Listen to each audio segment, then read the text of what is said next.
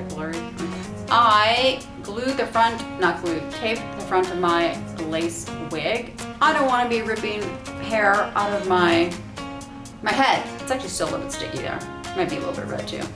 I know I have hair loss, but I'd like to keep as much of it in my head as possible, and I don't want to be ripping it out with glue.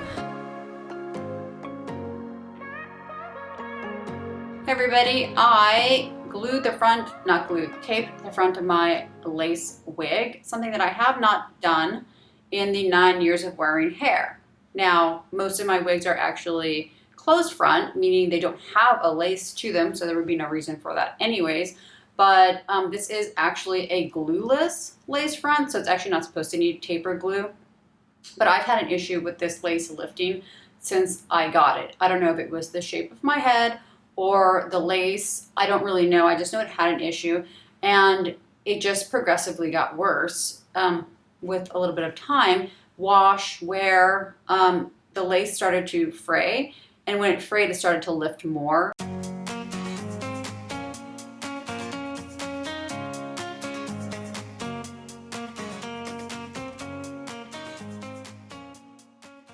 I would kind of make it work with the way I would style it, the way I would push the hair down. But a couple weeks ago, it got to the point where it was basically unwearable.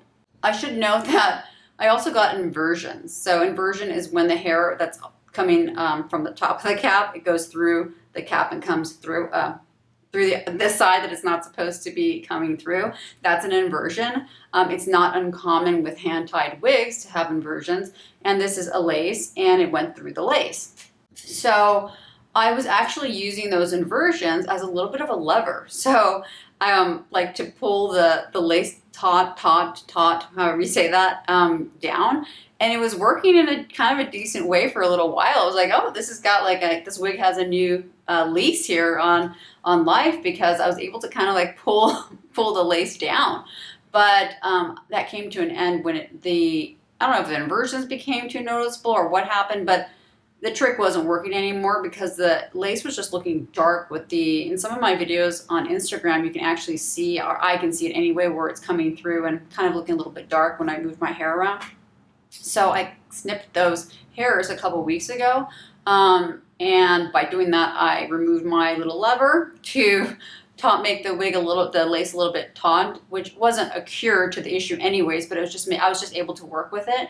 And so I decided that I don't feel like sending this in for a lace replacement right now. The company does do lace replacements. It does cost money to do that. And it's something that I'm definitely going to do for this wig, but I don't feel like sending it into the factory right now and being without my wig for 2 or 3 months. So this is the only lace wig that I have, and I don't want to be without. I have, several non-lace wigs, but this is the only lace wig that I really am wearing. So I don't want to let go of it, so I'm going to make it work the best that I can. So I bought some walker tape, which is like hair extension tape that's meant to be used for glue and extensions. So it's actually meant to go on your hair, so I figure that's pretty safe. People do use it also for like bonding. And the strips actually look like this. I used very tiny pieces. It's crazy like what I did. Anyway, so this is how it looks. Those are strips. And basically the side against the plastic is sticky, and then the top side is not sticky. So it's almost like those command strips where you put it on and then you peel the back, and then you have the stickiness on both sides. So you peel it, put it where you want it, and then when you're ready, you take off the top part. And it's a no shine, by the way. It also says that on here. I got it on Amazon. No shine. And so I basically cut these microscopic pieces. So I actually got one here so I could show you how tiny. I did 3 of these, okay? 3 of those to go right here and right here and right here, because that whole area is lifted. I actually have video of the wig on a mannequin where I will show you how it's lifting, and it's not due to the mannequin's head. It is lifting that way on my head, and that is not very natural. So I needed to get some tape or send it in. So what I did was I used a clip to clip the, I have a little thing I can see up here, so I'm looking up, to clip the hair back, because I didn't want any hair to fall under the lace to get caught in the glue. Also, I should note that I have inversions on the lace. So that's problematic because they're going to get smashed into the tape and that's going to look mottled up and like dark. So any of the inversions that were right on the end there, I did have to actually pull those out. I don't like ripping hair out of my wigs. I never do that, but I'm trying to make this work without having to send it back right now. So this is what I'm doing. So I put the clip on and then I flipped the lace in the front. So I just put my wig on as normal, as I would have worn it if I didn't need to do this, then clipped it, then lifted it. Then I put very carefully, it took a couple of tries because this is a very tiny piece to use to do this and to put it into 3 spots. This area I may try with one piece next time so I don't actually have to do 3. I think that could be accomplished, but again, trying to peel the backing off something this little is not easy. And then on this area, I kind of overshot the mark. So I had a stickiness here and I just used some of the lace release, which is what I purchased to get the glue off of the glue tape off my head. When I'm done with wearing my hair is lace release. Sorry.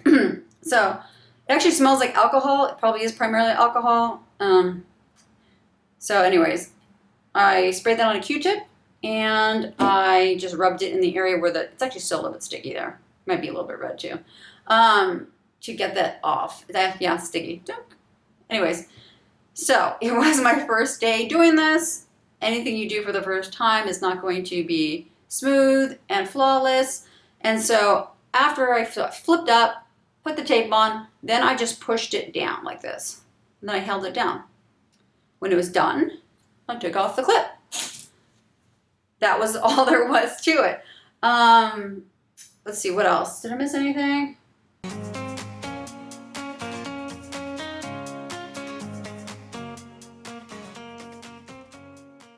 I should note, using taper glue on your lace is very, very, very likely to degrade the life expectancy and the quality of that lace.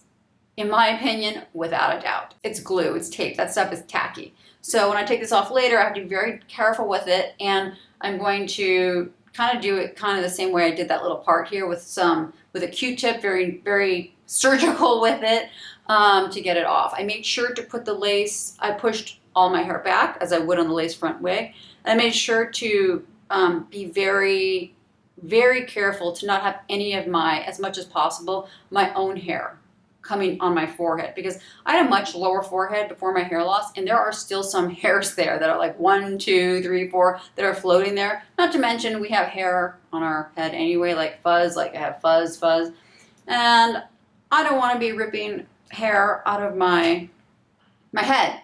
I know I have hair loss, but I'd like to keep as much of it in my head as possible, and I don't want to be ripping it out with glue. So would prefer not to have to actually do this, but this is what I'm doing to just kind of make it work, because I really do want to be able to wear this wig. I like this wig. I feel comfortable in this wig. And like I said, it's really my only lace wig that I'm wearing. And I don't feel like parting with it for 3 months at this time, or 2 or 3 months. So I share this video to kind of share a little bit about what's going on with me, something I'm trying, something new.